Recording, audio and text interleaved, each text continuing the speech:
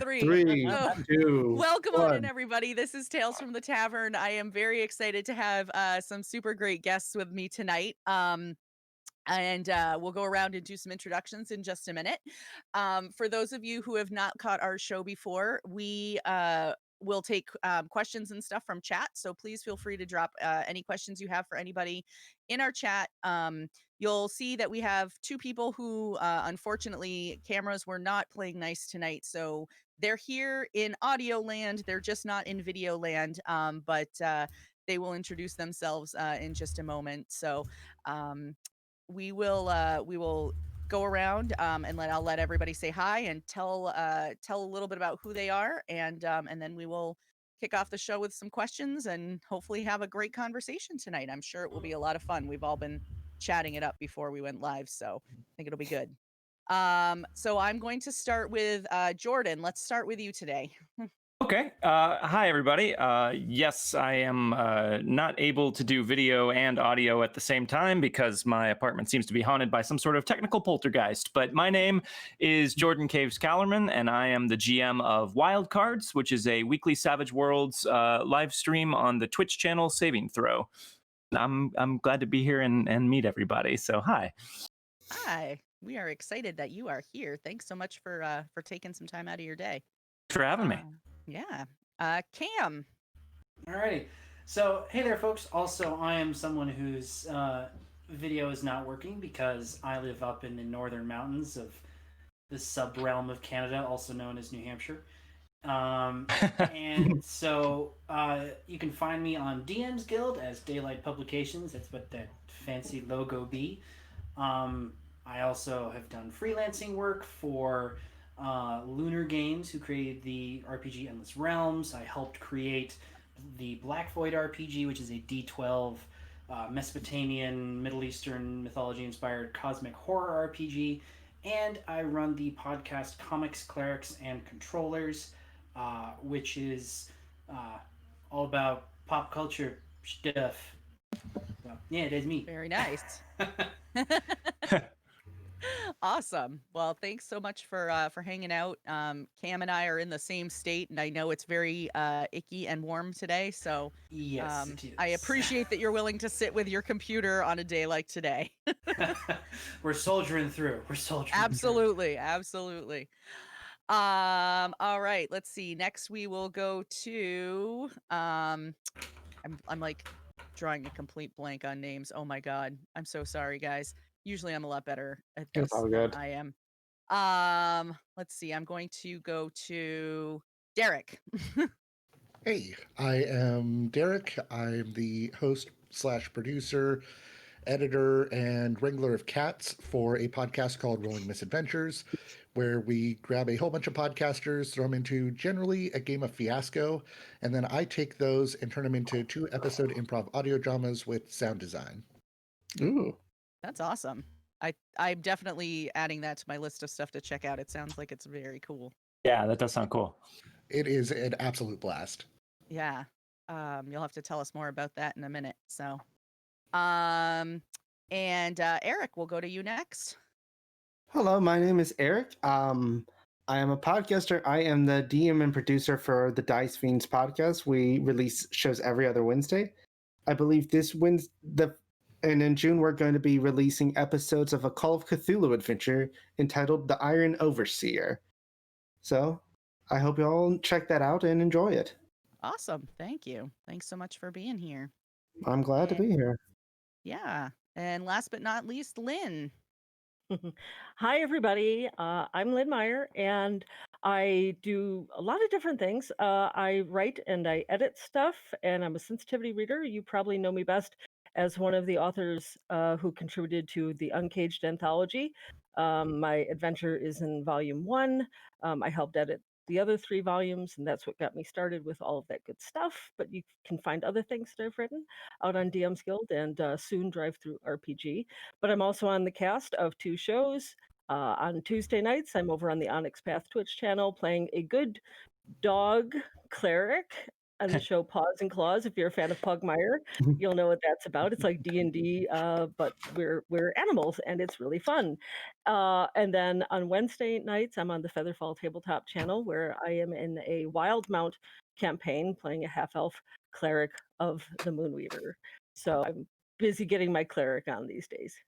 Sounds like it. That Yeah. Pugmire, I was looking that up when you first mentioned it while we were chatting off screen. I was like, that looks adorable, and I really want to play it now. Oh, It's- Pugmire's great. Pugmire's so good. Yeah. It's so looks much fun. fun. I mean, That's- literally one of my spells, instead of casting Mage Arbor, I can cast Wag. So if somebody targets me with a melee attack, I can cast Wag, and my tail gets all stiff, and I can use it to help deflect blows. Mechanically, it adds +2 to my AC. But I love I it. love that. That's fantastic. Oh It's so my much fun. gosh. So one of the things that I noticed as over the course of everybody talking and doing their introductions, and then while we were talking before we went live, is a lot of things that a lot of the games that you guys have all mentioned are systems that I have either never heard of or am just like not super familiar with. So one of the things that I am curious to know about all of you is how did you learn about these systems, and how did you get started with them? Feel free to jump in. So I had fallen in love with Fiasco. There used to be a show on YouTube hosted by Will Wheaton called Tabletop.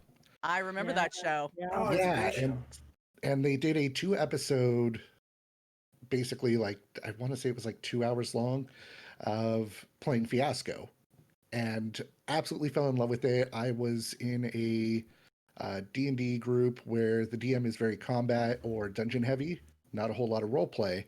So once I saw people actually role playing characters that were very easy to set up, as well as just very low stakes because they weren't playing the same character for years on end, that was something I wanted to introduce to our group. That didn't work. So Aw. and this was years and years and years ago at this point. But we had tried to play. I enjoyed it. And then when I was deciding that I wanted to do an actual play podcast, because I was doing a video game news show at the time. When I wanted to branch out, I figured that I wanted to do something that wasn't super popular within podcasts, like a D&D or a Monster of the Week, things like that. And then I realized that Fiasco was kind of the perfect fit for what I was going for, with just a ton of different settings, smaller time commitments, and the fact that I didn't have to DM it myself. I mean, that was a major sell right there. That's always, yeah, that would sell it for me because DMing terrifies me. Oh, We're gonna have to talk about that at some point. I know. yeah.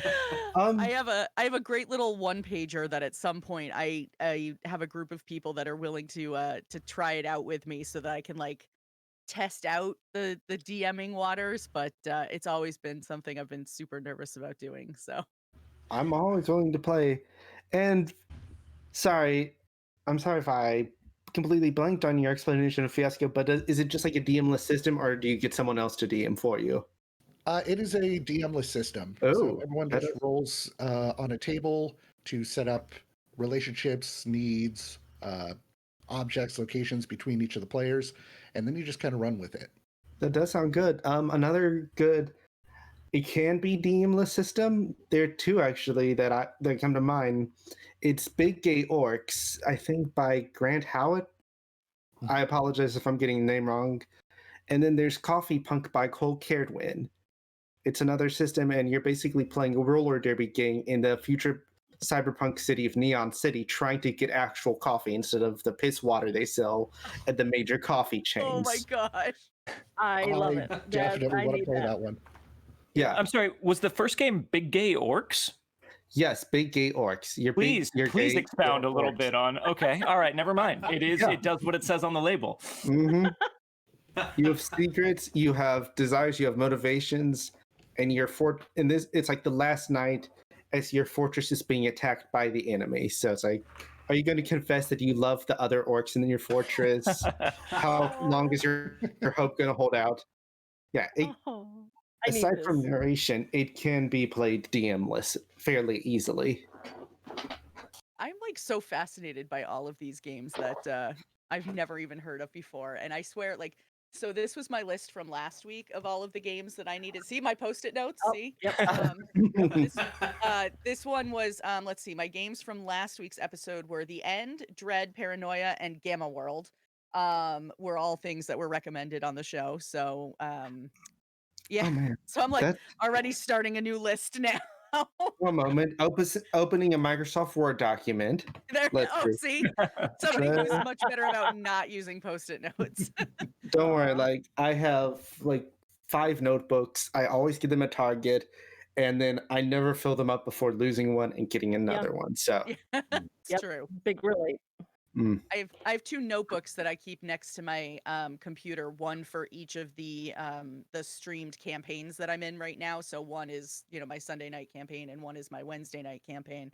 It's just like so I can keep my notes and keep everything separate from each other because otherwise I'd be like, wait, and then Edabrix went and saw Evie. Wait, what? Because my characters would be all mixed Yeah. up. But Yeah, Yeah. I feel that. I feel that. I mean, my home game is a Pathfinder First Edition game, and we do that on the weekends. Yep. And it's and I'm totally right. I'm playing a swashbuckler in that, not at all cleric. It's, if I got my notes confused, it would be very, very bad. Um, she's definitely not a family friendly character. For a first stream like Pugmire, it would not go well if I read some of my notes out loud. That would be funny. I'll my throw out if we're throwing out systems that are fun to try out as a new DM or GM. I'll throw out Roll for Shoes, which is a micro system. The whole rules of it are about maybe 3 or 4 sentences long, but it's one of the most fun games that I have played as far as a micro system goes. Have you ever played Honey Heist? I have read Honey Heist. I have yet to play Honey Heist. It's Yeah. so much fun. Oh my I've heard of gosh. it, but I've never played it. Yeah, I haven't played played. it once. I haven't played Honey Heist, but I actually just ran for a one shot that'll be up in a couple weeks. We actually played Crash Pandas, which is Ooh. very similar to Honey Heist. The only difference is they Yeah. added a like race mechanic to it. Yep. Yeah. That one I have heard. Somebody in a group that I occasionally do one shots with just did a Crash Pandas one shot recently. So I love I was it. like, oh my gosh, that sounds hilarious. Right now, I'm actually getting ready to do a Fate one shot in a couple weeks where I'm playing a mouse folk. Basically the person GMing it just said, I don't care what you make, just make something that's, you know, compatible with the rest of the party. And so we have a 15-year-old human trash druid who lives in a landfill. We have a mouse folk, we have a quokka, and then we have a like this giant robot that has 2 personalities. And this other guy who looks kind of like Santa and is like this super old, like grandfatherly type, lives in a giant tree kind of guy. I'm like, this is gonna be amazing. I love it. Amazing. That sounds awesome. I get so because when we were talking earlier about Endless Realms and Yeah. which everyone has already been freaking out over in Black Void. Things about my podcast is that I got an opportunity to like literally people were just like sending me PDFs of different RPGs to review. And so Black Void came about when I saw the Kickstarter was up for it back in 2017. Yeah, 2017. And the creator, you know, I had him on the show to talk about it. And he was like, hey, do you write stuff? And I was like, yeah, I write stuff. You want to write monsters? I was like, yeah, I'll write monsters. So he sent me this like piece of concept art and he was like, okay, write this monster. And I did that. And then he's like, okay, your writing's really good. You want to do more? I was like, yeah, I want more monsters. And so I went from there doing like editing and stuff. And so Black Void's really cool because A, it's a D12 system. The reason being is that the Babylonians used a system of 12. So like how we have the imperial system of, a system of 10, so like 5, 10, 15, 20, they would do 6, 12, 18, 24. And there's no magic in it, but rather what you do is you manipulate void energy, and then there's blood rituals and sort of like, you can take hallucinogens to try and allow you to pierce the void and see all these things. And it's very much space fantasy in its purest form, because it's literally just like remove the sci-fi tech and then just smack the epic of, and then put them in a blender and mix it all up. So it's Black Bolt I is super need this fun. game. It is so much fun. You can get it. It's distributed through Modifius, who already has a lot of other cool games. And then Endless Realms, which I know everyone, when I told you guys about it, you were all freaking out about it. Endless Realms was, again, saw the Kickstarter for it, which the way I describe to everyone is it is a pen and paper JRPG on crack cocaine. You building your character takes like 3 or 4 hours because you have to spend your points correctly and build it perfectly and do all this stuff. Ooh. And it's very anime because one of the races you can play as is an all-female race of bunny girls with unicorn horns called the Almiran.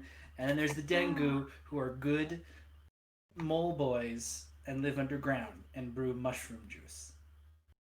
And it's beautiful. That's perfect. And they're super Am I cute. am I looking at this correctly? One of the classes is called Dandy. Yeah, so it's really cool because a lot of the classes for that, because at first, again, I started reviewing Endless Realms, and then the creator, Kirsty, she was like, hey, you want to write? And I was like, yeah, I want to write. And so I got to do some writing for them and some editing. And Did you write monsters? No monsters, unfortunately. Okay. No. All right. But I did get to make the equivalent of Santa Claus for the Dengu. And his name is Papa Gemron. And he just goes around with his beetle carriage on the day of Gemrod's giving and just gives out presents. And it was a one-shot I did for Christmas. And it was so pure. And so beautiful. Because it was just Dengu having a good time. That's so fun. Oh, that is precious.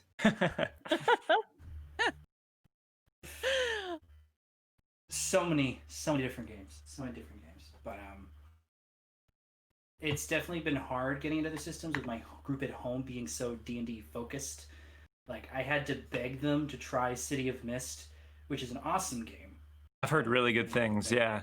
Yeah. I had to beg them to do it, and they're like, okay, fine. I guess so. I Aquaman in chat says, I would have made started- something like a Krampus. Yes. Oh, I've made Krampus. I have made Krampus into DM's Guild Adventure. I did it. Tengu Krampus? I didn't stat him, but I put him in an adventure that I did for Christmas called The Light of Yule, which Luna has actually looked at. Luna I actually has a have, copy yes, of it. I have a copy of it. Oh. So, I Yep. think I did Krampus in like the only one shot I ever published. It was how the party saved Midwinter, and I basically used an Oni, gave him PowerPoint powers, and like depending on how much Christmas cheer the party would spread, he would either be large, medium, or small at the end. I was just thinking, Jordan, we were talking before about the that Savage Worlds one shot that I had played. It was the Krampus that we had to fight. Oh, okay. All right. Yeah. And it was like kind of Grinch Who Stole Christmas-esque, Yeah, right? it was something kind of along those lines. So Yeah, I feel like I've read that one, but it's been a while. yeah, I'm having a hard time remembering what we called it, but yeah, it was a fun one, and that was actually my introduction to the Savage World system. That was the first time I'd ever played it. Was live on a stream. Wow. Well, kudos to you for that. Yeah, that's a neat system too, though. You can explain it better than I can because my experience with it is fairly limited, but that's a neat system as well. I love Savage Worlds. I cut my teeth. We were talking before. It seems like a lot of us started out with D&D 3.5, which is where I started too. And I ran D&D games for new players. That was basically what I did. And we would do about 5 or 6 sessions before everybody's schedules would fall apart, and then eventually I'd find a new group of players. So I have a lot of experience teaching early levels of D&D to people. But I came to Savage Worlds because a friend just loaned me, I believe it was the Explorers edition. So that was 2 editions ago of Savage Worlds. And I really liked the system. And once I tried it out, I didn't quite understand it reading the book until I ran it. But it just gives me so much flexibility as a GM that I have made it my home base system. It is absolutely my favorite game to run. So I'm a big fan. Yeah, we have our Monday night campaign here on the channel is a Savage Worlds based system, the Neural Nexus Zero campaign, which is really cool because one of the things that I like about it is that it's adaptable to really any type of setting. And so the Neural Nexus campaign is set, it's a cyberpunk adventure set like in 1980s Boston.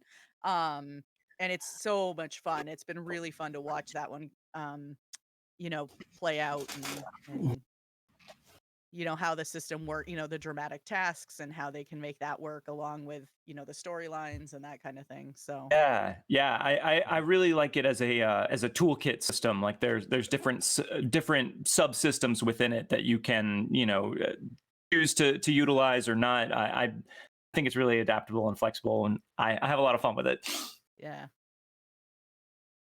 yeah. Are there any systems that you guys have played that you're just like, I am never touching this system again with a 10-foot pole? Oh, I have. I would call that 3.5. Honestly, I loved 3.5. I have to tell you, Same. I admit to this, but I respect other opinions. I also loved 3.5, but I am with you. I probably can't go back to playing it anymore now that I have played other things. But at the time, that was my golden child, a system. Also, Lasers and Feelings. I actually don't I don't have a lot of fun playing Lasers and Feelings. I don't know if you guys are familiar with that one. It's another mini. I believe it was originally made to be like a Star Trek-esque thing. So everybody's got one stat that's either 1 through 6. And the closer you are to 6, the closer you are to like lasers, and the closer you are to 1, the closer you are to feelings. So like it's emotional based or like active skills. But I always have a really hard time that system. Even though it's so open, it ends up in play feeling very limiting to me and a lot of other people I've played it with. So I probably won't go back to Lasers and Feelings. So there's a book that it was one of the first books I ever reviewed on my show called Vert. It was Vert, like literally VURT, by Raven Desk Publishing. The PDF of it. I think it's like 800 pages. It's this chongus of a book. That hurts. Chongus of a book. And I'm reading through it, and I'm reading through it. And like, whoops. So I'm not exaggerating. The character creation was a solid 200 pages of that. Jesus. Oh God, I'm dying right now. Say goodbye to my loved ones for me. It gets better. So with this book, you had, I think it was like 5 base races. It was like human, mech, because it took place in like this weird, surrealist version of London, but it was cyberpunk, but also like supernatural. And it was really weird. There were these things you ate called feathers that transported you to the dream realm, but there's like cyberpunk stuff in the dream realm. And I can tell you, you all look very confused. And trust me, I was confused reading this as well. And then you got your 5 base races of human, mech, dog, and then something else. And 40 bajillion combos of all of those different dog android. Then there was like a race called Shadow, so it was like Shadow Mech Dog android. And I literally, like, the publisher was like, "Oh, so what'd you think of the book?" And I was like, "Well, I'm gonna be honest, I was confusing as fuck." And I'm like, "I'm sorry, this is not a." And this was like their first RPG, they published as a company. And they're like, "Yeah, we're really looking like to start this off as our brand." And I was like, "I'm gonna be honest, people aren't gonna buy this book." It's People need to $80. read your brand before it's a brand, y'all. Yeah. It was like, it was $80. It was only in the UK, so then shipping was like an extra $50. Oh. And so I was like, "Sorry guys, like, I can't recommend this to like intro people." And they're like, "Thank you for your consideration. We won't be sending any more products your way." I was like, "Oh, okay." But that is a book that I will never look back at again. I have deleted it from my Have you computer. checked up? Ugh. Have you checked up on them since then? There's a good chance they're not sending products anyone's way anymore. Either that, or there's an unflattering monster in the bestiary named after you. Ah, yes. You got to be careful with us writer types. They renounce their lack of Yeah. taste and intelligence. That is one book I will. I very rarely will like give bad reviews on some stuff, but there's some books or systems where I just read and I'm like, Yeah. no. There's like one system I couldn't get through because the PDF of it just had the worst spacing, and I've zoned out like midway through. Now, if you're going to be in an Omega level campaign, it's like, okay, I'm just go to the X button, close it, say, "Hey, we'll think about running that for you."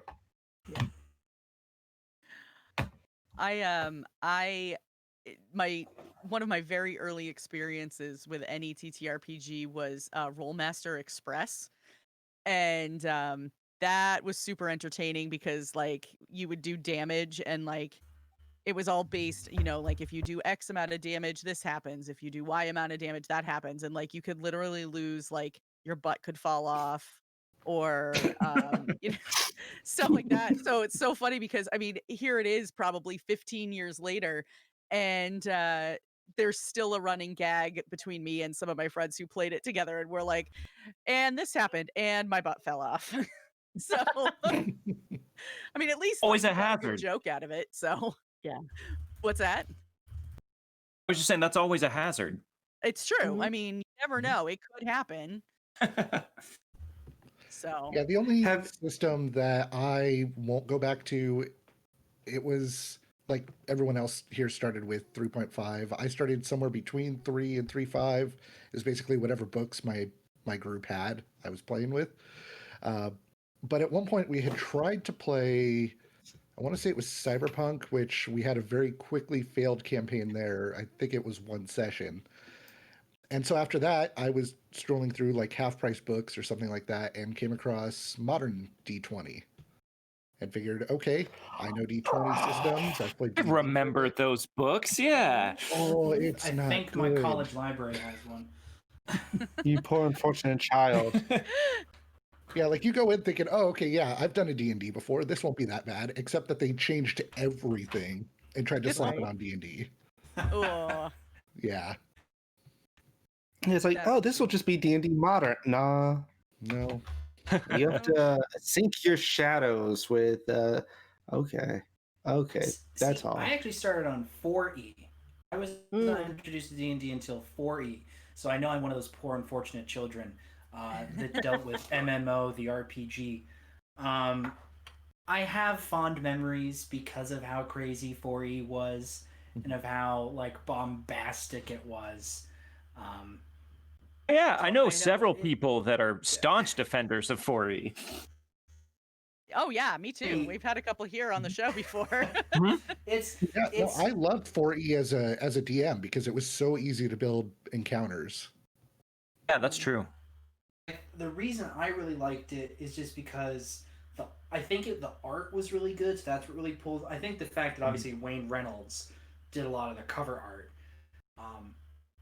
and Paizo stole him and was like, "No, you'll do Pathfinder now." And there was one class, the Rune Priest. I loved the Rune Priest. That class was so much fun. I think once I made a 3-creen Rune Priest, and of course in 4E 3-creen were so broken because you could carry 4 single-handed weapons. Yeah. So What? Yeah. yeah, That's wild. and it was and back then hand axes or battle axes you could wield single-handedly. Yep. And they did 1d10. So Man. Oh no! I would like to no. carry 4 battle axes, please. my 3-creen Rune Priest, we were fighting something, and our DM was like, "Can you roll?" I was like, "Yes." I rolled 4 crits in a row on all my axes. I think I had some rune that like did a radius damage or something, and I kind of destroyed the boss. Oops. And he's Oh, like, that's "Yeah, the you can't best. play 3-creen anymore." And I was like, "Ant-Man with axes." Oh my gosh, I- that's funny. I never did 4th edition. I skipped over that. I did 3.5 for a long time. Like we had a 0 to 20 level 3.5 campaign, and then we did an epilogue campaign Nice. that went up to level 30. How long did one round of combat take in that game? Oh my gosh. Well, it depended. It depended because the bosses get harder too. Yes. So I had a very broken character by the time all was said and done, but the bosses were intimidating. There was one combat where it literally went my character, the bad guy, my character, the bad guy, and we were just like equally matched. It came down to who had initiative higher than the other one on the final blow, and my character did. And I killed him, and he put my character into a coma with her, because we actually like at that was the final roll. We had exactly the same. Wow. Because we were rolling initiative for every round, so we went at the same time, and I killed him, and he knocked my character into like a 10-day coma. Oh my gosh. Oh my god! It was an anime fight ending. It was, and that wasn't even the end of the campaign. So that was a lot of fun. But no, I actually started. 3.5 was a later thing for me. My first campaigns were World of Darkness. Nice. Oh. Yeah, my husband, who is a voice actor and just an actor, but he specializes in voice work. He's been DMing and gaming since the 80s. Like his family actually did a satanic panic intervention on him back in the day. We actually have yeah. Satanic Panic merch on our shop. Yeah, so like he lived through that. So we had just started dating. He was like, I'm into this hobby and I think you would like it. So I said, okay. And he started me with Changeling the Dreaming. Wow. Okay. Yeah, Just throw talk you about right in. diving. Yeah. Threw me right in. So it took me a while to find D&D, and then we went from the 4-year 3.5 campaign to then I got doing 5th edition stuff, and our home game is now Pathfinder.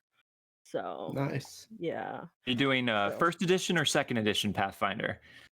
1st edition. Okay. Haven't tried 2nd yet. I really like 1st edition a lot, so I'm kind of nervous about trying 2nd edition because I'm used to what I'm used to, and Yeah. but Sure. we're currently level 17, so I also don't want to jumble up my thinking process until this campaign is done. Yeah, that makes sense. Yeah, so like after that's done, then I'll take a look at 2nd edition so I don't get confused. Yeah. As it is, going from 5e campaigns online to Pathfinder gets a little jumbling. Yeah. Yeah. I hear you. Especially because they're like the Coke and Pepsi, they're very, Yeah. there's a lot of similarities as well. A lot of Absolutely. similarities, but where it's different, it's so different. Yup. Just enough to Yeah. be like, oh shoot. Right. How do I I- do this again? I've got a reviewer hookup at Paizo, so they send me new books whenever they'll send me like, oh, what books do you want to review? So I got 2 ebooks right when they came out, and I liked them. I would like to play more Pathfinder, definitely in my future, because D&D I'm getting a little tired of, and hence why I've been playing more like City of Mist. And Oh, right. if any of you guys have ever heard of Infinity by Corvus Belli, Yeah. it's a tabletop war game, but it has an RPG through Modiphius, and it's super cool because it's essentially humanity 175 years in the future in this new space system. And there's all these different like human factions. So there's like one that's called Pan-Oceania, which is space Spain. They worship an all-powerful AI god called Aleph, and they have space crusader knights. So they literally look like knights from the Crusades, but it's mech armor. And then my favorite faction is Ariadna, who they were like sent through the first wormhole and then stuck when the wormhole collapsed. So they like did their thing, and they're made up of American, French, Russian, and Scottish colonists. They're the only faction that uses live ammunition in the game. They don't use laser weapons, so they use bullets. And Oh wow. the Scottish nation of Caledonia is so beautiful because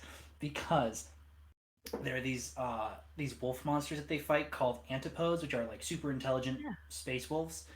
And if you as a mother are bitten by an antipode and you have a baby, the baby gets infected, so you become a space werewolf. That sounds fantastic. And What major ways does character for that it. differ from a normal werewolf? Oh, Right, that's I'm what I about, would like Moon to is know. there at all times, so you're just always a wolf. Right? I'm about to tell you how it differs. So Okay. in the game, if you're a dog warrior, because you're called a dog warrior, if you get hit and you bleed in your human form, you can pass a will save to stay in your human form, or you can just say fuck it and just go beast mode, which I did all the time. And the nice thing is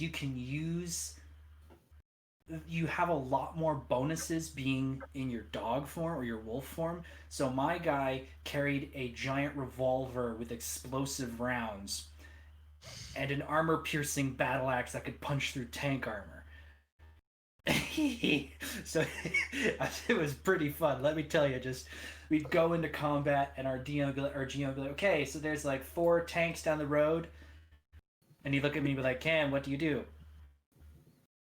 At them. Okay, you got hit. I transform, and then I slice the tank in half. And it was just Jesus. This space Scotland is beautiful. That sounds That sounds exactly very like something I would satisfying. do. Yeah, Are I the, would really like are that. the I think. Are the space werewolves still good boys and girls? For the most, although there's another cool class you can play in that called the Antipode Assault Pack Leader. So you essentially have 3 antipodes that have been surgically altered to like work with the Caledonians.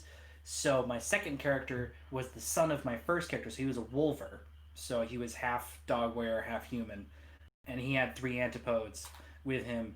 And we rolled it. I rolled up completely random that one of them could use a tactical bow. I like that. And these are 8 foot at the shoulder, half a ton, can run as fast as like a Kawasaki Ninja wolf monsters. And our GM goes, this isn't going to come back to bite me, is it? And I was like, no, as I buy explosive arrows for the wolf monster that can use a tactical bow. Famous last words. Yeah, No, this is totally fine. it'd be fine. This is like the That time I reminds played a me with- psionic with a GM that didn't know anything about psionics. Oh, the poor soul. Oh, okay. He's like, this isn't going to be bad. I'm like, no, it'll be fine. Little One did of the he know. One of the 3.5 stories is like, my roommate was running a game, like one of those public games, and his party all bought like a bunch of warhounds. So, and instead of fighting in melee, they would just send in the warhounds into the dungeon and just shoot arrows at the enemies from the back. So they were able to clear out a mine of undead and like level up to level 3 after giving the warhounds like a 12th of the experience. From level, it was. I've heard the story, but it was fucking crazy. It's one way to do it. Yeah, Yeah. gets the job done. Right? Mm-hmm. I love We've had a couple of questions come in from chat, so I want to Ooh. grab some of those. Yeah. So this one changes gears a little bit. Jim the Dim wants to know if anybody has ever held a festival in any of your campaigns. Not in a campaign, but I did a one shot about a festival. How'd that go? All right. Good. Unfortunately, my party here at home is very heavy and power gamers, so I don't get much role play opportunity. Aha. Mm. And that's been that way Yeah. for 8 years. So Aw. I'm glad I moved. I can say as a player, I've not run because I'm not a DM. I am not brave enough for that. My concentration isn't good enough to handle all the moving pieces. But as a player, my husband has introduced a recurring festival in our home campaign. We call it Quafftide, and it's just sort of this midwinter type celebration. But taken up residence in our hometown that we have built for ourselves. We have a version of Santa Claus and Krampus now. And the Santa Claus in question is like a chaotic, I want to say he's like a chaotic evil demon. Like you're not quite sure when he threatens you, have you been naughty or nice? Like there's a real threat there. And so the most recent Quafftide celebration is when we met them and they came to town to hire us for a job. But then they stuck around, and so they're just resident NPCs in our town. And so our Santa Claus, the Napristian, runs a shop. But when you go in there, you have to basically make a will save, or else it will magically manifest something that speaks to your deepest desires. And maybe you want to make that deal, and maybe you don't. But it's and nobody outside of town believes that it's the real Napristian. It's like, oh yeah, you got Santa Claus living there. And there's a sign outside the shop that says what will happen to people who try to shoplift, and it's Krampus, putting people in a bag, and then they turn into children, and he beats them. So, the festival was quite minor. It just became an excuse for us to have initially a one-shot because we had friends coming in from out of town over the holidays, and this is a way to integrate them into the campaign. Yeah. So they could just visit with us for one night. They could have their characters. We could go on this silly quest, and then they could go back home. But the effects of it have been built into the larger campaign, and that was a lot of fun. So just imagine having Santa Claus as a resident of your town and maybe not so good all the time. So we have a lot of fun with that. So That's cool. very cool. Oh, I love that we've got Krampus in town. It's just you just see him lurking in the back every once in a while carrying somebody in a bag, and they were shoplifting. It's just great. Small town life. Everybody knows everybody. Yeah. Yeah, exactly. And Krampus, everybody wants to look at him and say, oh, he's just unintelligible and he's big and scary. And actually, when we met him, the character let loose with a little lecture about the importance of religious tolerance and how, it was important that people respect his religious beliefs and he would respect ours as long as, we didn't interfere with each other. Nobody would end up in the bag. So it was all good. I love Krampus. That's so funny. Mm-hmm. Go ahead. I was just going to say our festival was a little different, but it was another holiday festival. I would run a one-off at the end of every season of our Deadlands campaign because my players were so great about being in character and being serious and everything. This was kind of like their blow-off Steam game, and it was just a parody of a D&D, of a sword and sorcery D&D setting in Savage Worlds. But God of Light was called Luth, so we did Luthmas. It was a Christmas-esque holiday, except it only would end once everybody voted it was time to be done with Luthmas, and there was just one guy in town who loved Luthmas and would keep it going. So the party was hired to kill him, because he was the only person making it. Like it had been like two straight months of Christmas, and every day everyone had to give each other gifts, or else this goddess would destroy the town. She took the rules very seriously. Oh my gosh. So that was fun. Oh my gosh. That's so funny. Goddess. So I was just gonna say, if nobody else has any other, another question had come in, so I was gonna change gears yet again. What's the question? So Zeal Zaddy would like to know, what things do you do different in your session zeros? Oh, we don't really have. I don't know how many session zeros I've ever actually played in or done. Like we just talk about it informally, and then everyone shows up to the first game session like, oh hey, this is my character. So I guess that's a different thing. Like no session zeros. Yeah. Yeah, for most of my teaching, it's for the podcast. With like, we'll bring on guests that haven't played Fiasco, which is a very common thing, especially talking to this group. I've heard of it but never played.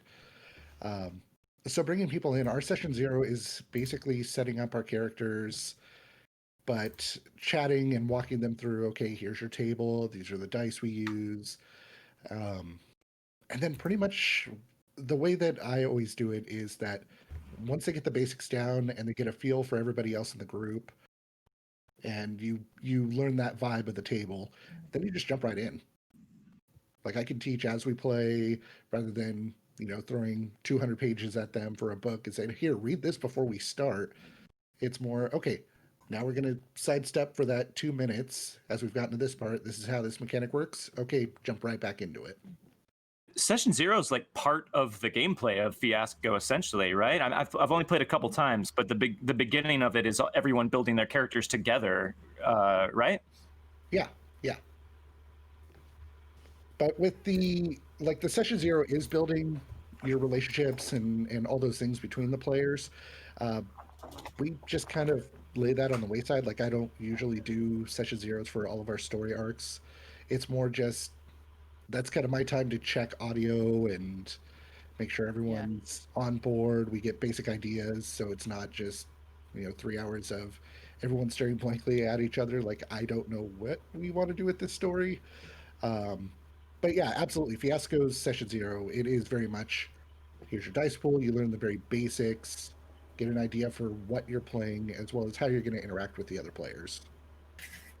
Yeah, the session zeros that we did for the 2 campaigns that I'm in here on the channel, a lot of them were like some of it was character creation and just kind of if we had multiple people who could cast spells, I'm going to take this spell and this spell, and what are you going to start with, and some of that.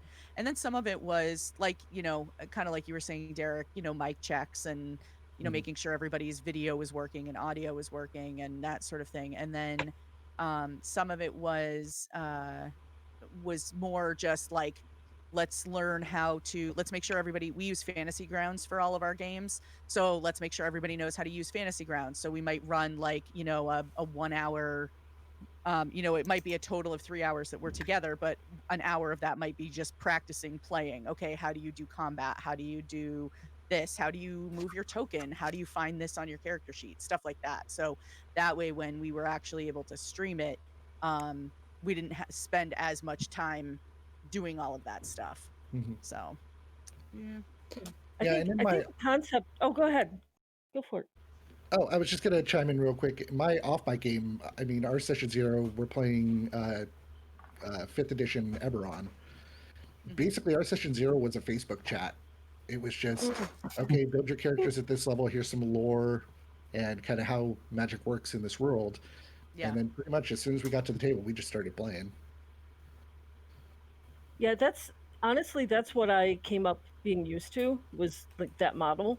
But one of the things that I've really appreciated over the past year, 2 years, is having a session 0 where there's also a discussion of lines and veils. Yeah. Yeah.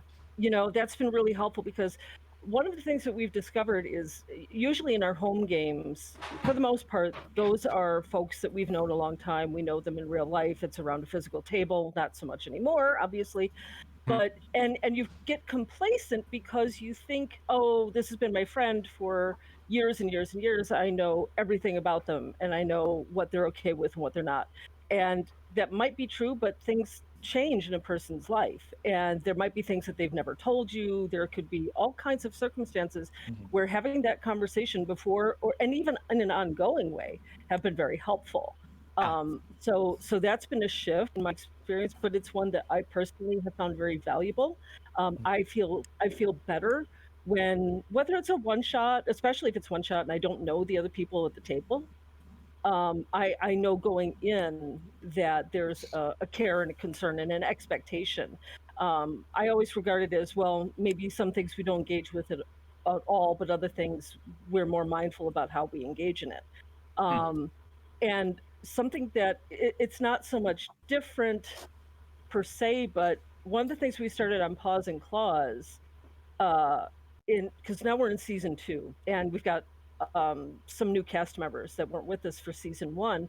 What we've just started doing is at the end of the show, we have a very intentional conversation with what do we call it? Like stars and wishes. Like Yes. Yeah. stars and wishes. So what one moment or what one person do you really want to give a star to? Who is really outstanding? And if you had a wish for something that would be different, what would that be? So we're having that Oh, intentional conversation and Hmm. debriefing after each episode. That's that's valuable. really Yeah. neat. I Yeah, actually. because it helps, you Yeah. know? I just shared Hmm. on Twitter the other day because the whole what was it, hashtag safety whatever, I can't remember what the hashtag was, but it resurfaced again. But Yeah. there's um a really good guide out there that is um is available to help people like be able to have those conversations, Mhm. but then Mhm. also it gives like actually like tangible tools that all the players can Yeah. use. So let's say like maybe you've had this conversation but you didn't cover a specific topic or a specific Mhm. area, and then somebody starts to get uncomfortable with it, there's actual like a verbal cue or a visual Mhm. cue that they can then Mhm. give the other players that says like, "Hey, we're starting to tread into territory that I'm not comfortable with." Or like just an outright, like, "Nope, we're done with Mhm. this. Yep. Like, we're not having this conversation and it's just going to skip, to whatever the next thing is." So, Right. but it also talked about the stars and wishes in there too. So, Mhm. yeah. Yeah, we Is thought that that the was Monty really helpful. Cook one? Yeah, Sorry, I I didn't mean to think. interrupt. No, No, that's fine. Sorry. the I'd consent and gaming checklist. yeah, Yeah, Yeah. Okay. yeah, yeah. yeah, It's that was really a So helpful. I wanted to chime in on that bit because I had an interesting scenario where, um, so I got a copy of Descent into Avernus to review, which after having finished it, I'm meh about it. I'm not a huge fan of hardcover adventures, Mhm. um, but I'm kind of one of the folks who's a forever DM, so I am Right. very often trapped in running games. So I started running Avernus, and I was like, okay, I can't run the book. Like this is literally killing me running this. So Mhm. then I handed it off to a friend of mine who's willing to play it, willing to run it. And so I made a character, and he's one of the folks in our group who's pretty chill. He's like, yeah, just make whatever you want. You don't get to play very often, so go crazy. So I made. He was an Ixalan vampire using the plane shift rules, who Ooh. was Interesting. dropped in Ravnica by his parents, who had been exiled by the Legion of Dusk. So he grew up in the Boros Legion. So very paladin, very paladin. And I was writing, and I was just kind of like, oh, writing along, writing a story. And it just kind of happened that I wrote that he was gay. I just kind Mhm. of happened to write that he was off trying to avenge his husband, and I'd been playing with this group for a while, so I thought they'd be chill with that. Mhm. And then it kind of like through role play, so that he's on this quest to avenge his husband. And two of the players are like, wait, you made a gay character? And I was like, yeah, is that a problem? And they're like, well, no. But never mind, we're not going to say anything. And I was like, okay, why is it an issue of the sexuality of my character? Is it just because, you guys are uncomfortable with it? They're like, well, no, you're not going to like what we have to say. So I played 2 sessions as this character that I really, really liked and I really enjoyed. Until finally the jokes were I was like sick of it. So I ended up scrapping him and then rolling up a new character. And that really got me thinking about like just character sexuality, I guess, and sort of what is comfortable. Because the problem is I'm in a group here at home of all cis white dudes. Oof. Oof. And being that I just recently came out as bi, and I haven't told some of them because of that reaction. Yeah. Character I'm making for our next game, he is bi. Yeah. He's actually pretty fun. He's a ex gladiator orc he's a barbarian of zealot barbarian, but he has very high charisma. He's very good looking. He takes pride in his armor, and he's just this very like educated, presentable orc. So that was a whole other argument that they got into. It's like, oh, why is he intelligent? Because he can be intelligent. Right. Why can he not be? There's nothing saying he can't be. Oh, I'm really glad you're moving away. It's tough, and especially given how things have been going recently with the D&D world. Character, and the thing is, I want to play more characters who are more diverse, right? Who are different, who aren't your I am white human fighter. Yeah. Dave. Line of like safety tools and like talking about stuff at the table and thinking things, because I had thought that it wouldn't be an issue, but then it turned out to be a big enough one that I was just like, you know what, I'm not even going to use this character that I really liked. So. Well, I'm not sure if you saw in chat, Jim the Dim says if you ever want to bring him back, I'm sure I could find a group. So there you go. Absolutely. Well, I appreciate it. Like if you ever want to, it was a super fun character. I'd be happy to run something for y'all just so you can play him, because we need more husband vampires. and that's the thing. They also were like, wait, he's a vampire who's in a committed relationship? And I was like, yeah. Is that not like... I was just like, for the love of God, it is fantasy. Yeah. It does not need to be held to the idea that all vampires are polyamorous, predatory creeps. You can have this vampire who's happily married to a minotaur, and they're both dudes, and they have a very stable home life. They go out, they smite evil, they come back home, they have their evening dinner, they sit around the fire, they pray, and they go to bed. I'm learning a lot. I was unaware of the polyamorous vampire stereotype, so this is... honestly, it's part of the queer code, the villains trope. That queerness has historically been coded as, equating to monstrous and deviant. Sure.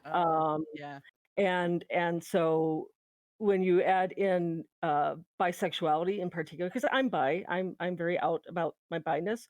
You add that to it, and then we're seen as greedy and indecisive. So of course that adds to the villainous. And then you add the poly. I'm also poly in real life. Oh my gosh, my husband and I are in a triad. So like I fit all the villainous tropes on the surface. I'm like the world's worst person according to most fiction depictions. I swear I'm not. I swear I'm really not. But she's not. Just follow her Twitter. You'll know. She's not. Oh, thank you. And the great irony is, by profession, I'm actually a religion scholar, like interfaith stuff. That's like funny. So everybody always thought I was too saintly to be queer or something. I don't know what that was about, but no, it's part of that whole package of if you are evil, you must be this. And it's one of the reasons why I'm pretty passionate about changing how we depict identities and cultures and things like that because I get tired of that narrative myself. Yeah, And- definitely. Yeah. And now all know. vampires are just capitalists. Well, you know, So rich. with the vampire thing, because whenever I love playing Ixalan vampires, also because Ixalan, when I played Magic, was my favorite thing because vampire conquistadors and dinosaur knights and pirates. What more do you want from me, or what more do you want in life? It's just so perfect. Vampire, dinosaur, pirate. I would really like a dinosaur pirate, actually. Yeah, get on that. Yes, Well, please. Well, I can't promise dinosaurs, but come to Pugmire and you could be like a lizard pirate if you wanted. That's pretty Very close. I was just saying Can you be a chicken pirate? I'm not sure what all is coming down the road from from Eddie Webb and the team was saying it's who knows. Oh my gosh, that's so funny. So I wrote this book and I put it on the Guild a few weeks ago, because the whole conversation. I get really tired because I find vampires is very interesting, and on the side I read a lot of mythology and folklore, and there's so many different types of vampires throughout mythology. So I wrote up this book. I call it Genus Vampiricum, a study of the family vampire. Oh, I have that one too. Yes, you do. You do have that one. And so already it's overpowered because it's a vampire race, playable vampire race. And I had someone complain, this is really overpowered. Shouldn't you stop making overpowered stuff? I was like, no, get out of my house. I make overpowered shit if I want to make it overpowered. Just don't play it if you're going to whine about it. And so I made 7 sub-origins for vampires. So you could have like a trench origin where you were a sailor who drowned and you're reborn as this like horrifying, literally the trench from Aquaman. You're just the trench from Aquaman. But you bite. You go bite. Or like a Fey vampire, where you're reborn from one of the courts, or a construct vampire, where you're a scientist who's like slowly rebuilt yourself for long life. And it was just really fun to do that. Really cool taking a classic, and I wrote a little mini essay at the beginning on the issues of the vampire story, and why there are many problems with the way vampires are depicted. But that was just fun. It was fun getting sort of like taking a very villainous and sort of saying, well, no, you have all these different origins, all these different places you can go and expand. All right. Nice. Well, on that note, I am going to pause the conversation for a break. So we are going to take a quick, like 5-10 minute break, allow our guests to go refill their drinks, use the restrooms, all that good stuff, call their mom, whatever they need to do. And yes, Quaman, hashtag free the pee. For those of you who do not know what that is, I'll explain it after break. So we'll be back in a few minutes. I'm going to throw a poll up. So if you're hanging around and want to answer that, I will do that in just a second. So we'll see you when we get back. Woo. Hopefully we're live by the time I start talking, because he's like, you are. Yes. All Just right. talk. Yes. It's funny. Last week he gave me 5 seconds, so I'm literally sitting here and I'm like, 5. Talk. But we are back. We are back from our break. Welcome back, everybody. For those of you who voted in the poll, thank you. The poll that I had put up was a question of if you use celebrations in your campaigns, basically what kind of holiday are they related to? And actually the winner was that the options were like something that was completely made up, something related to like Yule, Christmas, the holidays, or something related to a different holiday. And the winner was something related to a different holiday, which actually kind of surprised me. So that was just something kind of fun. Jim's question. Jim always asks questions that end up being really good for polls too. So thanks, Jim. Another thing that I just want to make a quick announcement about before we start the conversation back up again is I'm going to drop a link in chat. We are currently doing a casting call for a Star Wars campaign that's going to be streamed Ooh. here on the channel. We are closing the casting call tomorrow. We've had a lot of interest, which is super exciting, but we want to make sure that anybody who gets the opportunity to apply for the casting call gets it. Oh, Breaker. Oh my God, I don't have a PC. Sorry, Breaker. Hi, Guilty. Aw. Welcome in. Good to see you. So yes, so please, if you're interested, it won't be going live until probably like November. So you have some time, like if you need to pick up a green screen or things like that, and the crew will help you get set up on audio and stuff like that. So as long as you have the capability of getting that stuff situated, then, please feel free to apply.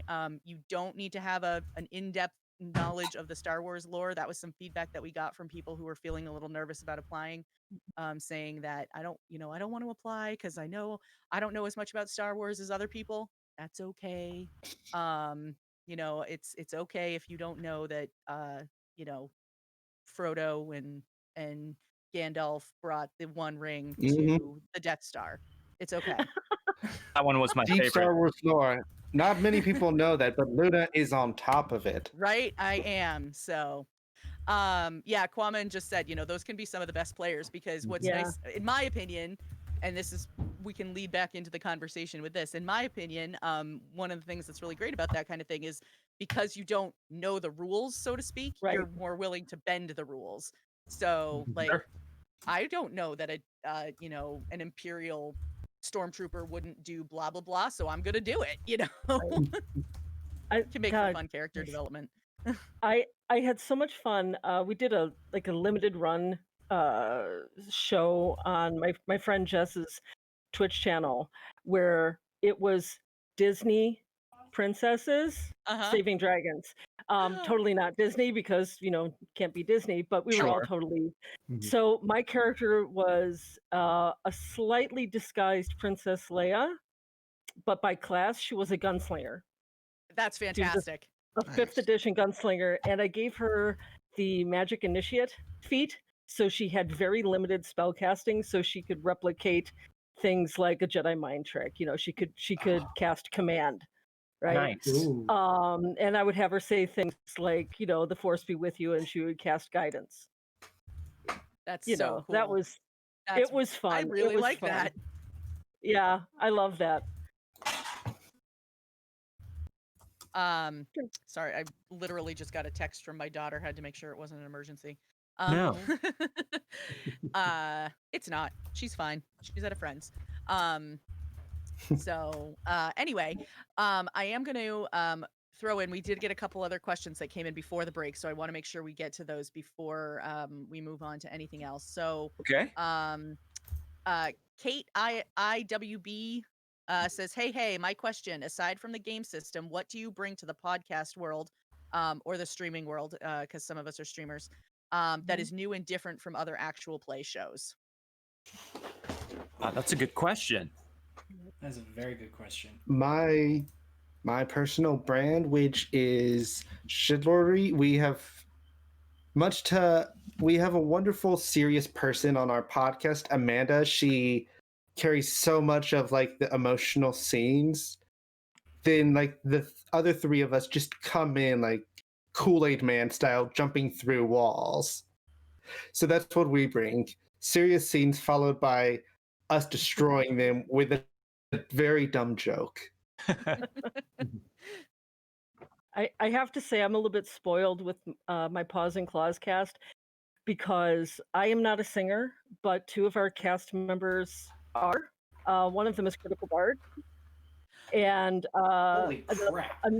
yeah, so we have Critical Bard on the cast, and we also have the wonderful Honey and Dice, who is playing in the Pugmire world. Is called a minister, and it's kind of like what would happen if you had mushed together a bard and a cleric. And she leans into playing the character much more like a bard. So when she casts spells, she does them by singing. And so every episode we get treated to Honey. Oh, by the way, whose character name is Eartha Kitty. Oh my Because she Nice. is playing she is playing a cat, and her name is Eartha Kitty, and she does a really marvelous Eartha Kitt voice on top of it, and she just sings to cast her spells. So when we had our session on Tuesday, she was casting a control weather kind of spell from a scroll, and so she started off by singing Stormy Weather, and then it Oh, turned wow. into and I'm like, this is marvelous. I get treated to music virtually every episode. If there's anything happening, I'm so lucky. So if you love musically inclined folks, we've got two people on our cast who will happily treat you to some music. It's so nice. If you don't Great. love musically inclined folks, you can come to our show where we try to sing and do it very badly. You know what? There is a pleasure to that too, because sometimes you just Mm. want to have fun and not worry about, am I hitting that note perfectly? So It's true. Mhm. Yeah, for Rolling Misadventures, I mean, we kind of set ourselves apart with the 2 episode story arcs. So, I mean, even if you're not into actual plays or you just kind of want to dip your toes in it, you're able to hop in pretty much wherever you want to. And because of that, we're able to also hop genre. So, I mean, we've done 80s Western, or I'm sorry, we did a Western one, we did an 80s crime drama. We've done like a 90s teen Goosebumps drama. It's kind of all over the place. Nice. So, I've got to check these out. These sound so much fun. and then on top of that, like I had mentioned at the very start, I also had sound design to it, so it blends a little bit of that audio drama and actual play. So we get a little bit of bleed over from audio drama listeners that might, like I said, want to dip their toes in an actual play, or vice versa. People that want less mechanics, they want to just jump into story. That's what we're trying to do. Sure. I'll say on Wildcards, we're a very theatrical and very narrative focused stream. We are, typically when there is not a global pandemic, we are an in studio group, so we are all in the same location streaming, which is fun. And I have a great group of players who are just super committed to the characters that they play. And we have a lot of fun. It's largely lighthearted, although it gets fairly horrific from time to time. But we've gone to some pretty interesting emotional places, and I feel like they're a great group and they're able to do that, and we have fun with it. So, Yeah, unfortunately, I do not have a stream, just because I don't have the tech or the interwebs to support it up here in the Great Mountains. But I think one of the big things I've always tried to do with my podcast is have guests from like all over the place. So like I interview actors, cosplayers, authors, comic book artists, comic book writers, RPG writers. So I try to get as many people as possible just from all over the place, and that's even though I'm a very tiny little podcast, to kind of have like a very, I mean, if you guys haven't figured it out already, I'm an extrovert. So just having like a big having that big personality to kind of just make folks feel at home. But kind of on the flip side, like when I'm writing stuff for the guild, I think I have a tagline on my website that kind of the way that I go for when I write stuff. It's historical inspiration, comedic value, highfalutin action, role play first, mechanics second. So like I have had oodles of people, write to me and say, this thing isn't balanced, this thing isn't mechanically sound, this thing doesn't work, this thing doesn't work. And I'm like, okay, sure, fine, if it doesn't work mechanically, okay, whatever. But, if you're complaining about me putting Bionicles in Eberron as a playable Warforged variant, obviously you don't like fun. Or tomorrow, actually, I'm releasing a book which takes Ben 10 and turns it into a druid circle. Oh my god. Oh I my love gosh. So 38 all new monsters, all based off of Ben 10 aliens, we had an artist, Toby Blanchard from Australia. He was pounding these things out for a month because originally he was just going to do a couple, and then he's like, my son's going to kill me if I don't do all of them, so I'm going to do all of them. So really just like, I don't know, just with diversity, I just try to make stuff that people have fun with. And if it doesn't work in your game, okay, I don't care. Other folks will like it. If you want to have a shape-shifting druid who can turn into a giant lizard folk or a human beholder hybrid, then, you know, I'm there for you. If you want to be a lumberjack in a party of super high fantasy folks, then you can be a lumberjack. Damn straight. But also just trying to make stuff that, you know, it's fun. It's roleplay based. Because I think too often folks get stuck in the minutiae of mechanics and forget that at its core, role-playing is about the roleplay. Absolutely. Not about the dice, it's about the roleplay. Yep. Yeah. So that makes me wonder, what part of doing a TTRPG do you prefer? Is it combat? Is it RP? Is it something else? What do you guys prefer doing? I quite enjoy the role playing above all because, like, if I wanted to straight combat, I could go play Baldur's Gate or Skyrim, like. And I like combat also. I like rolling dice and having all these big numbers come out. But without having role playing, and I know you said it's a mature stream, but I'm still going to apologize for it. Without having a character in role playing, it's just like jacking off with all your friends. Like, sure, you're doing it and you're doing a good job, but no one really wants to see that, buddy. Yeah, Dice Barbarian's going RP, RP, RP. He is on our Wednesday night stream and is an excellent RPer. He's a very, very strong RP person, and I've learned quite a bit from watching him in other streams. I used to say that it would be combat would be my favorite part, but I've grown a lot more as an RPer. I've grown a lot more in my confidence as an RPer and being able to portray a character. So I would go with RP now at this point. Would probably be my favorite. Oh yeah, I mean that's for me too. I mean, back in 2007 when my husband said, "There's this thing that I'm doing and I want you to join," I was terrified because back in the day, way back, I'm 48 years old, so we're going way back. I went to a performing arts high school. And I started college as a film and video major, and that was my thing.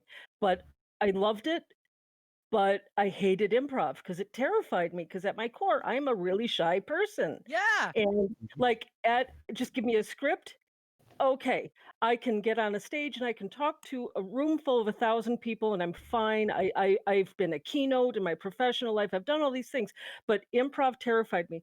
So when he said we're going to do this thing, that was the thing that scared me the most. But you know what? It took me maybe 4 sessions and I was hooked. I was like, we're gaming again this weekend, right? We're doing this again, right? And so if I don't have it for a week, I am in withdrawal. And I love it because it does, like, I gave up on theater and I gave up on film because I just didn't love it enough to make it my profession. I went into a different direction. But when I'm at the table, and if I'm in a long campaign in particular, it's great. I can get in her head. I know what's going on. I played the same character for 4 years for my 3.5 campaign. I know her inside and out. I like there's still a moment in the climax of that campaign that makes me cry. Aw. And I look my husband, I'm like, how dare you, but thank you. Like just I give you this material and you rip out my heart and you stomp on it, and I'm so glad that you did. I mean, because it's so satisfying. I love it. That's awesome.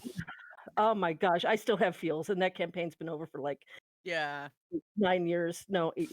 That's how you know it's a good one, though, right? Yeah, Mhm. yeah.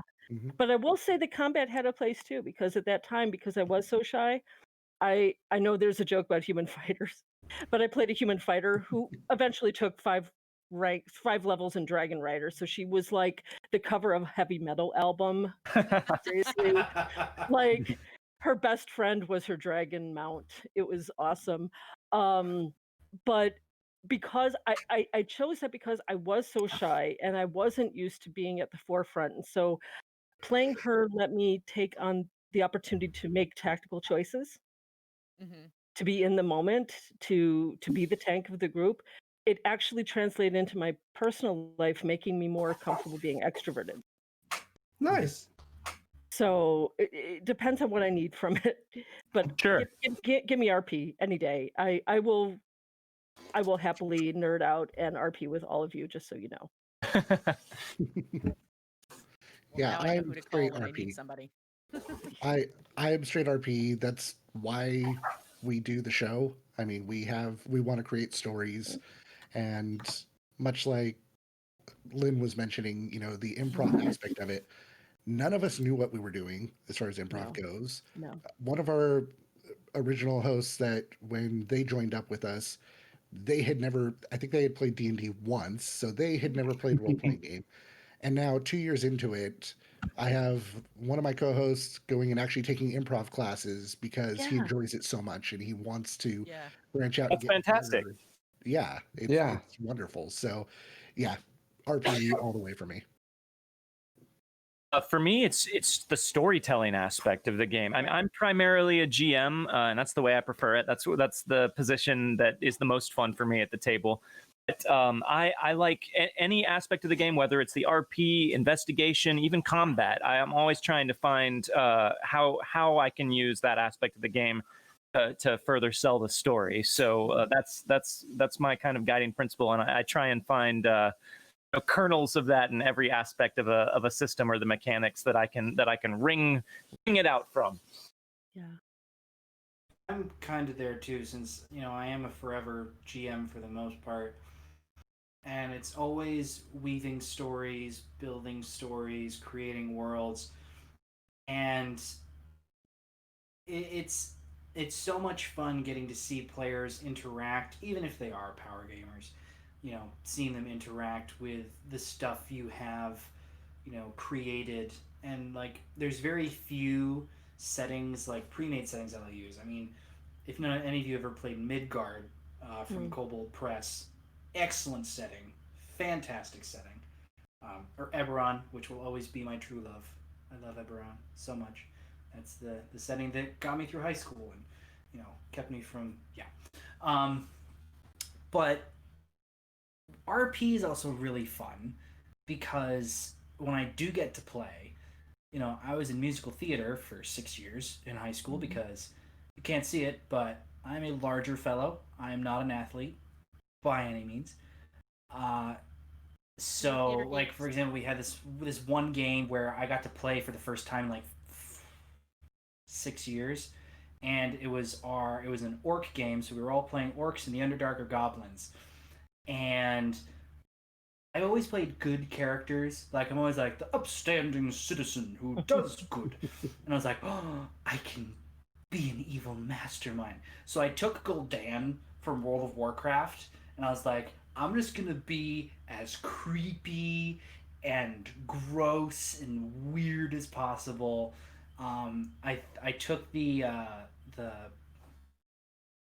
which one was it? I think it's the Pact of the Deep One from the Sandy Peterson's 5e Cthulhu Mythos, because I love that book. So it was just like, I was Kazim, and I was this gross, disgusting, like mutating warlock, and everyone hated it so much. They're like, Cam, we love this character, but we also hate it because he's so creepy. And they're like, why are you creepy? You're always the good guy. And I'm like, because I can finally be creepy and let out the weirdness. But then that campaign didn't end great. That's a story for another time. So, for our people who DM or GM, Jim the Dim would like to know, what is the most intimidating part of being a DM or GM? Starting, like once I'm knee deep in an adventure, it's like I'm going, okay, I can go this way, I can go this way. But when I'm planning it and when like I'm trying to recruit for it, it's just that blank canvas. Like, okay, this is, oh god, What if no one's interested? What if I think of something else? What if this sucks? What if everyone wanted to play the last game? That is honestly the scariest part of most any endeavor I like, hobby related, like just getting past the word go. Sure. For me, the most intimidating part are the 10 minutes before I start running the game. Those last like crunch time 10 minutes when anything could go wrong, and maybe it will, maybe it won't. But once I jump in, it's okay. But those 10 minutes are often unpleasant. Yeah, and the handful of times that I've DM'd like for one-shots, and before ever starting a podcast, when I would do the occasional D&D session, the hardest part for me was not over-preparing and just letting go. Just to say, I know where it starts, I know where I want it to end, and let's let them make it up, and I'll make up the rest as we go. Yeah. I have never, I shouldn't say never. Once I DM'd a very, very short session with one other person, just so I could like try to get some experience. But the problem for me was that the person that I was DMing with was somebody who I already like would get super anxiety around like doing stuff like that with. So it was not a great experience for me, which is why I've never done it since. And it wasn't like they were mean about it or anything like that. It was just for whatever reason I would get like big time anxiety around like anything related to like, playing D&D or, especially DMing or that sort of thing. Because they were one of those people that like, people have that like, especially teachers obviously have their teacher voice. And this was somebody that like when I would do something, he would come back and talk to me in his teacher voice. And I'd be like, I'm not one of your students. So, yeah. As a future teacher. Yeah, exactly. Have y'all ever DM'd for someone who just knows the rules of the system better than you? That can be so nerve-wracking. It's like, I was literally oh shit. about to talk about that because that's okay. So the group here at home that I play with, they've read the books through and through. They know all the rules. I'll be honest, I have not read any of the 5e books all the way through. There's too many numbers. It gets too complicated for me. It drives me nuts because there's so much math that gets in the way of telling a story. So there will be times where we'll be sitting around the table and I would have been running a game and I'll have said something that wasn't 120% correct to what the rules are. And it's like those anime scenes where the guy like pushes their glasses up and you see the glare on their lenses. And they're like, well, actually... And I'm like, for the love of all that is frickle frackin' holy, can you stop rule lawyering me? This is not about the rules. We have been playing together for years. You know about the role play. You know about the story. So stop. Mm-hmm. That's why when I got my Creature Codex and Tome of Beasts from Kobold, I was like, aha, I don't have to use the monster manual anymore. I have fresh monsters. They can't say you can't do that with that monster. But it's just the rules. It's the mechanics. That is the most challenging and frustrating part of running any game because luckily I've gotten into more groups that respect that I'm not super rules heavy and they put aside their need for having rules because they understand that's not who I am, which has been really refreshing. But there have just been times where I'm like, just stop rules lawyering me. I don't care. Roleplay. Story. Eat your story. Don't eat your rules. Yeah. It's funny. Jim just said his response is, This is a homebrew rule. Go suck it. It's my response to rules lawyering being bothersome. Yeah. Me, man, we got chat. We got be friends. I'm gonna use that rule now. I'm gonna put you two in touch. If it's an online game, just send them that Parks and Rec gif of Ron Swanson just showing the person the "I do what I want" paper. Oh, yeah. Yes, Do you have a permit? Yeah. Yeah. I do what I want. Yeah, but after editing a certain part of a game, it's like if I ever hear rules about jumping ever again in Dungeons and Dragons, I will murder myself. I will murder something at least. Uh, Oh Lord. That's one of the reasons I had them try City of Mist, because City of Mist has such a really nice, like, it is a system specifically designed for having cinematic, episodic play, which is one of the reasons I love it. And it's not super rules heavy because it forces you as a game to be really creative and have a lot more of, there aren't specific rules to you building. Short version of how the rules of City of Mist works. Essentially, you are a person, you are a rift, so you are connected to a being from within the mist being where like fairy tale creatures and gods and all those things are. So you could be like a mechanic down the street, and you are a rift of Little Red Riding Hood. So your mechanic shop is like Red's Repair or something like that.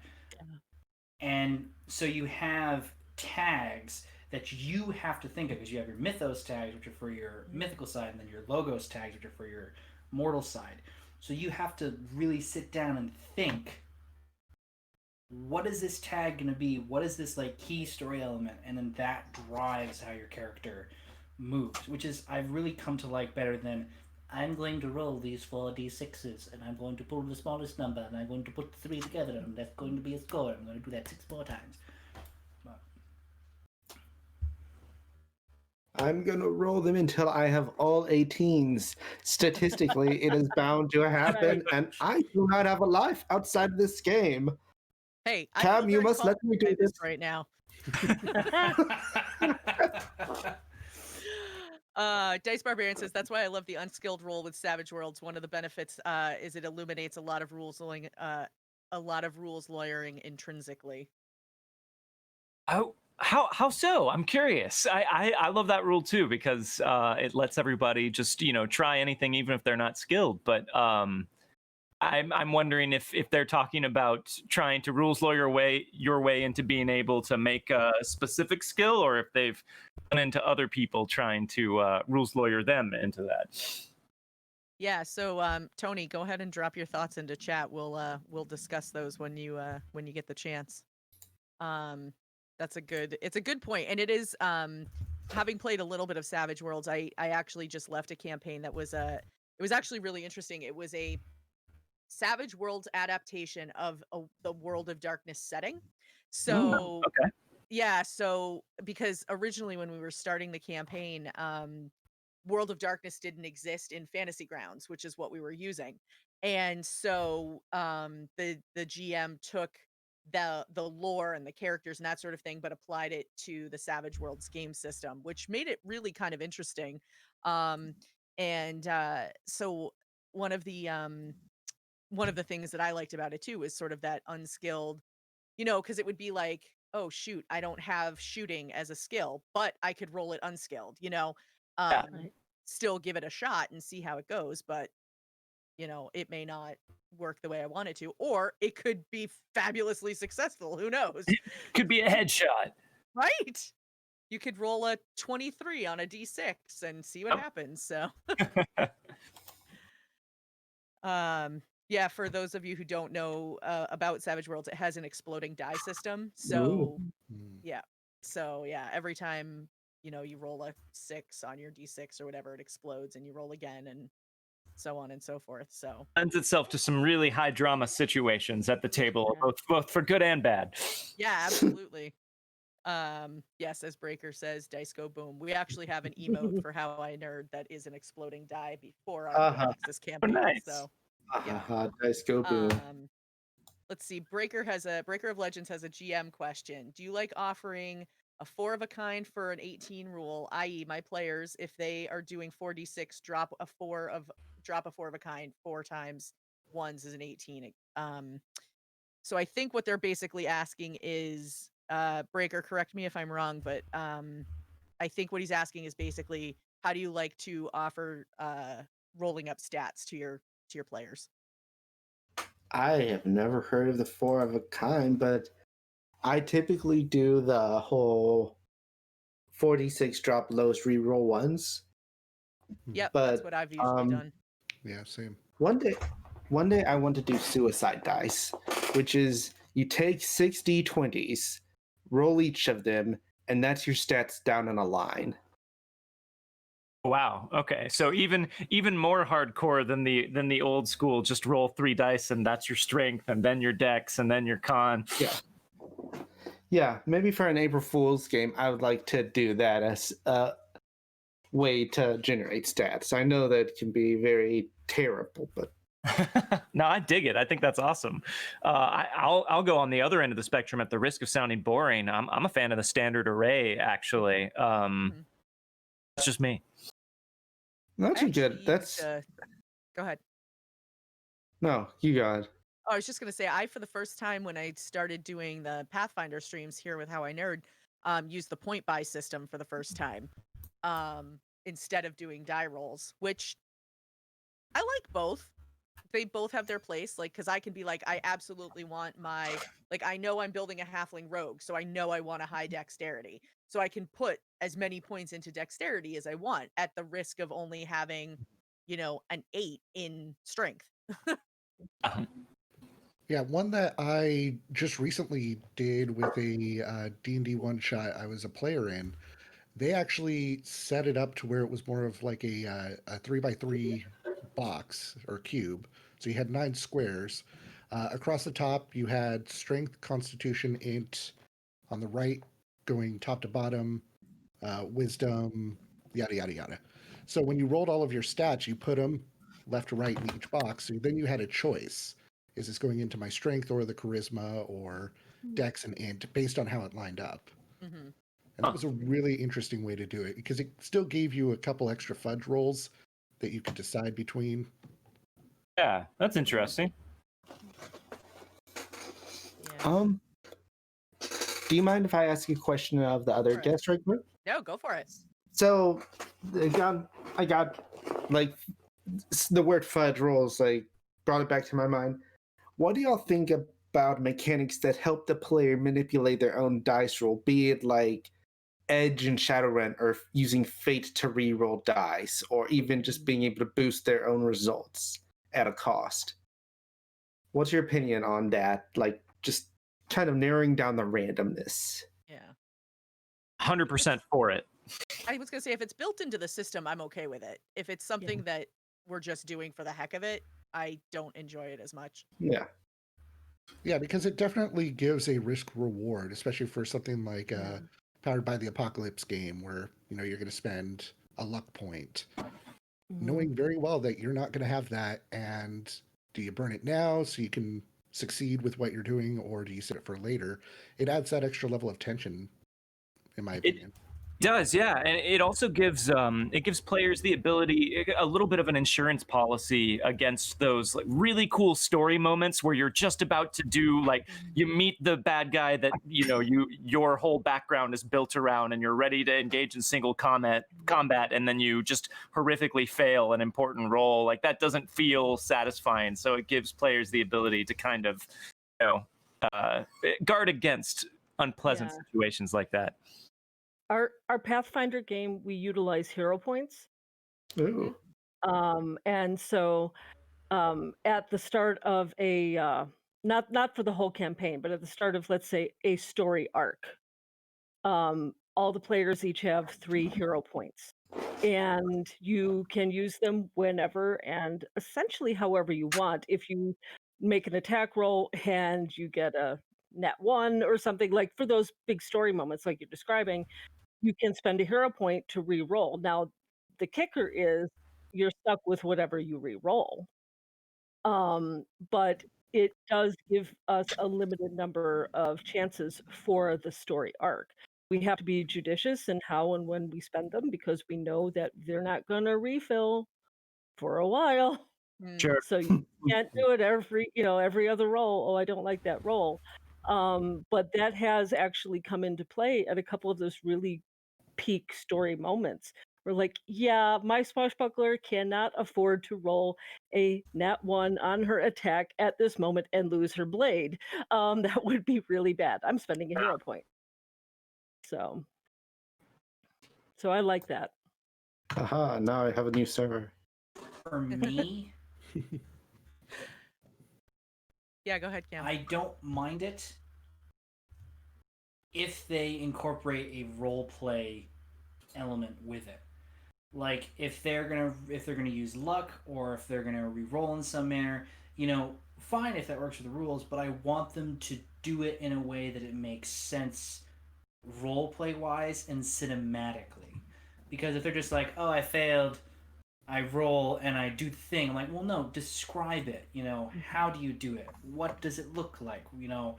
Yeah. Something I like to do when I DM is, because I have a certificate in documentary filmmaking, is I'll often refer to stuff with shots or camera angles of like, we'll see this, we'll see that. I'm like, what is, we zoom in on you for a medium shot, you fumbled, what you gonna do with that reroll?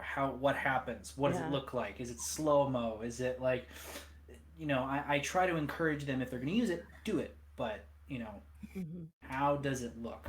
What does it feel like? That kind of thing. Yeah. Well, we have just about hit our time for the night. I would like to give everybody a chance to go around one more time. Just remind us of who you are and where we can find you on the interwebs. So I am going to go in reverse order. And Lynn, we're going to start with you. Oh, thank you. So again, hi everybody. I'm LynneMeyer. You can find me mostly on Twitter. That's where I hang out most of the time. I am on Instagram.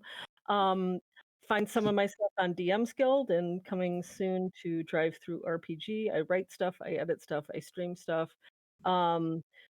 Find me in Uncaged Anthology Volume 1. Find me in Book of Seasons, Solstices, lots of places if you want to read the stuff that I've written. Otherwise, come and check me out on Onyx Path, on the Onyx Path Twitch on Tuesday nights, where I'm a good doggo cleric, or Wednesday nights on Featherfall, where I'm a half elf cleric. So. Well, thank you so much for spending your Thursday here with us. It was great to get to have you, and I'm sure we'll see each other around on Twitter and Instagram soon. Eric, let's go to you. All right, like I said before, I'm over on the Dice Fiends every other Wednesday, DMing, producing, all that good stuff. If you want to talk to me and watch me shitpost and get overly political and angry about things, you can follow me on Twitter at TheSpaceHamster, where, like I said, I will just constantly shitpost and maybe throw out game ideas like Kingdom Hearts but TTRPG worlds. Ooh. That's basically my, I forgot words. Let's go to the next person. Your jam. My jam, yes. My aesthetic. There you go. Derek, over to you. Yep. Once again, I am Derek. I am the host, producer, editor, and circler of wagons for a podcast called RollingMisadventures.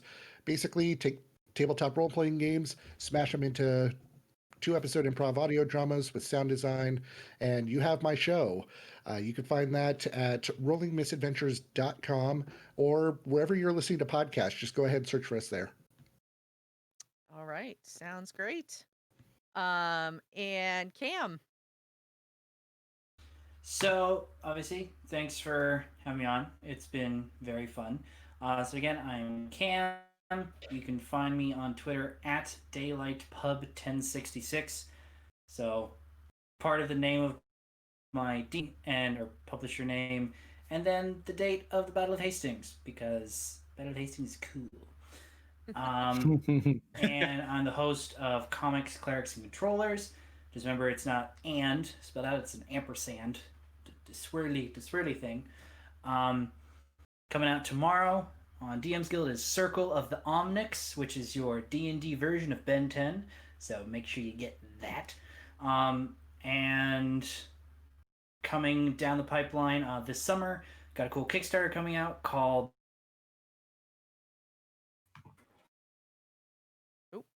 Supersary, which is super for everybody who has been here tonight. which is a free copy of my book Root and Twig. So if you want to be a lumberjack in D&D, you can go ahead and get a free copy of the book. I'm a lumberjack. Yeah. And I'm okay. Okay. I was gone and I drink all day. So yes, That's great. if you are in chat, Cam has dropped a link for a free copy of his book. So go ahead and Very check that cool. out. Root and Twig. So you should just be able to click on that. It'll come up with a 0 cost from the DMs Guild, and you can go ahead and download it. So thank you so Nice. much for sharing that with everybody. That's awesome. Yeah, super excited. And last but certainly not least, Jordan. Hey, yeah, so my name is JordanCallarman. You can find me on Twitter at JordanCallarman, and I run Wild Cards, which is a weekly Savage Worlds Twitch stream on Friday nights at 8 p.m. Pacific time on twitch.tv/Saving Throw Show. And we are actually in the midst of, we just finished a 4-season-long East Texas University campaign. So we are on a season break, but we're about to come back with something that I'm very excited about. Each one of my players is going to take a 2-shot spin in the GM seat and run us through the world of their choice in Savage Worlds. So we're going to be starting with Savage Indiana Jones, which will be back Be super fun. in just a couple weeks. We'll be back with those. So we'd love to have you guys there if that sounds interesting to you. Yeah, that's so great. That sounds like a ton of fun, so I'll definitely try to check that out. And so I am Gamer Mom Luna. You all know me as Luna. You can find us live on the How I Nerd channel Sunday nights at 8 p.m. Eastern with Tabletop Tavern, our flagship show on the channel. You can find us on Monday nights here at 9 p.m. Eastern with Neural Nexus Zero, which is the 1980s Boston cyberpunk campaign using the Savage World system. Right now we take Tuesdays off. Eventually that'll change. We are getting some new shows up and running. Wednesday nights we have Tabletop Tavern 2, which is our other Pathfinder first edition campaign. And then every Thursday night we are here with Tales from the Tavern. So we're gunning for our new Star Wars show to be starting up in November. So again, I will grab the link if you missed it the last time. If you're interested in the casting call for that, the casting call is closing tomorrow. So there's the link in chat. And yeah, let me think. Storytellers Union. So if any of you run streams on Twitch and are looking to join a stream team, How I Nerd does head up a channel for not a channel, a stream team called Storytellers Union that is solely dedicated to TTRPG streaming content. So we we've got some great groups that are involved with us already, and we're looking for anybody else that's interested in getting involved. You can click the link that's down below, or you can feel free to message me on Discord or anything like that, and we'll get you the info. And then last but absolutely not least, tomorrow night at 7 p.m. Eastern, we're doing a one-shot campaign, a 5th edition campaign, and that is going to be a fundraiser stream for our friends over at stackup.org, which is a great organization. We've done other fundraisers for them before. They help provide video game consoles and con tickets, when there's not a plague, and other gaming supplies and opportunities to veterans and allied forces for for them to be able to get to enjoy some of the fun stuff that we all enjoy too. And the other thing that's cool about tomorrow night's show is that it's going to be there's going to be a ton of giveaways. So we've got a $50 gift card that's going to be given away. We have game keys that are going to be given away. We're going to give away 2 spell trackers from Arcane Spectacles, our friends over at Arcane Spectacles. And then for US residents only, unfortunately, because shipping laws, we have a custom handmade knife that is being donated by one of our community members. Oh, wow. He makes these gorgeous knives. It is sharp, it is usable. So that's why he can't ship it out of the country.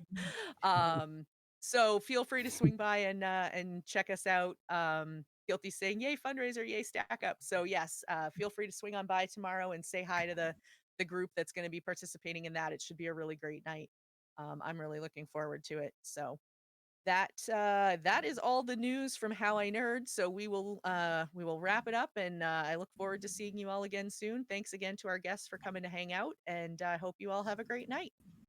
Thanks for All having right, us. bye, everyone. Had Thank Bye. Yeah, it was fun. All right. Now I've got the Lomax song stuck in my head. I really hope we're all Oh, set yeah. because they're We're going to getting raid Indigo Chameleon. more. Sorry, I totally forgot that part. Yeah, like they're getting more